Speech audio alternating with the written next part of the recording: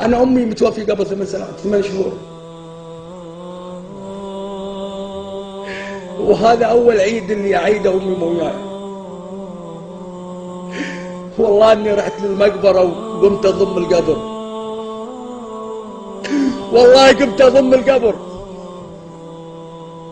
وكنت أتمناها إنها ترجع عشان بس أبوس رجلها. تكفون يا شباب اللي أمه وأبوه موجود الحين، أول ما يطلع من يروح يبوس راسها وراسها ويقول لهم أنا آسف. والله الراحوا هذول راح تحسون بتعب عمركم ما حسيت. يما من اللي باقي من بعدكم حي، يما من يسوي لنا ما تسوين، يما بدت ترجف من سكاتك يدي، يما يا ليتك لو بكلمة تردين، يما خطير الحال ما ينفع القي، يما من يجفف دموع المساكين، يما ترى الدنيا بدونك ولا شي، يما فديتك بالعمر لا تموتين، يما كفيف العين ما حصل